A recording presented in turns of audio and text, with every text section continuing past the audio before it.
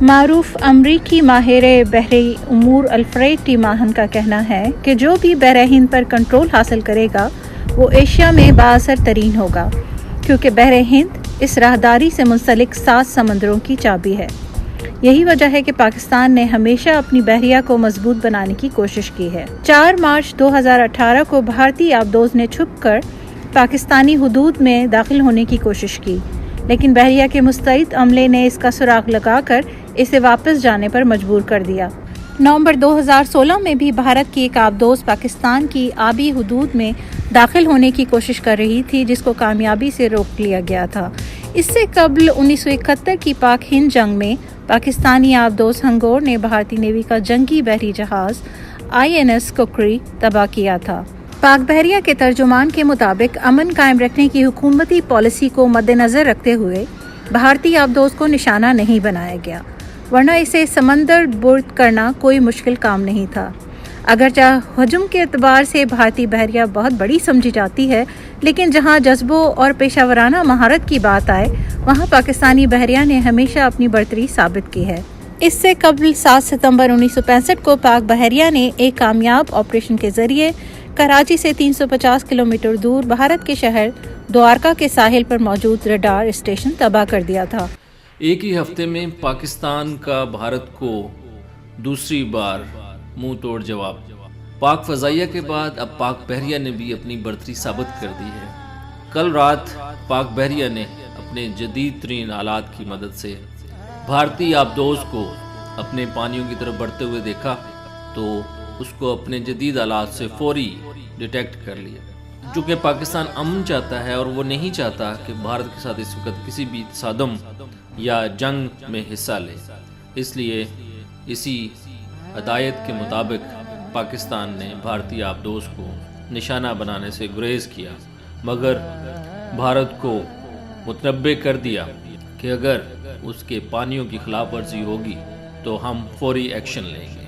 بھارت کا جنگی جنون ہر آئے روز بڑھتا جا رہا ہے۔ جیسا کہ آپ کو معلوم ہے کہ پلوامہ حملے کے بعد سے ابھی تک بھارت نے متعدد کوششیں کی ہیں۔ لائن آف کنٹرول پہ مسلسل گولہ باری اور بلا اشتعال فائرنگ کا سلسلہ تو ہر روز جاری ہے۔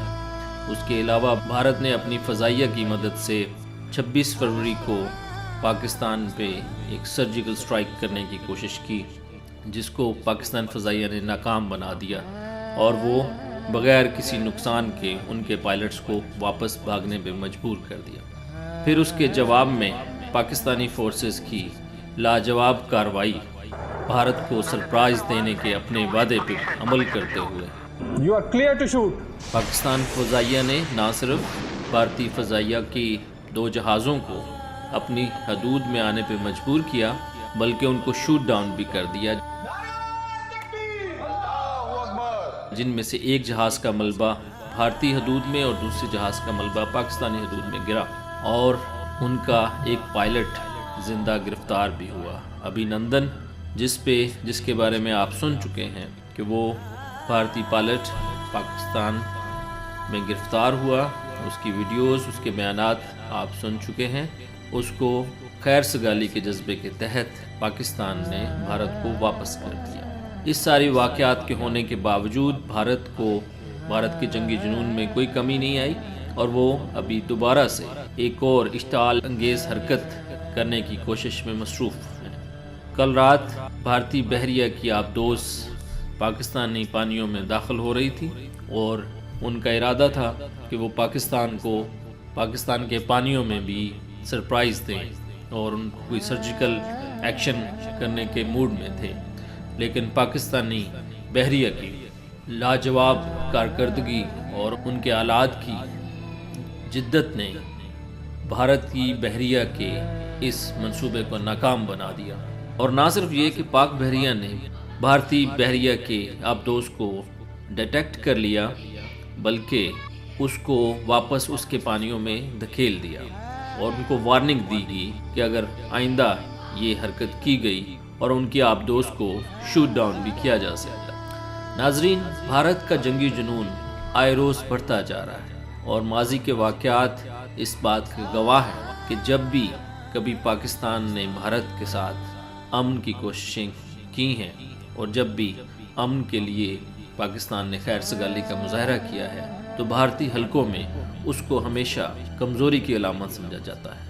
اسی لیے اس وقت بھی پاکستان نے جو خیر سگالی کے طور پہ ابھی نندن کو واپس بھیجا ہے تو بھارت نے اس کے جواب میں یہ بحری کارروائی کرنے کی ایک اور مضمون کوشش کی۔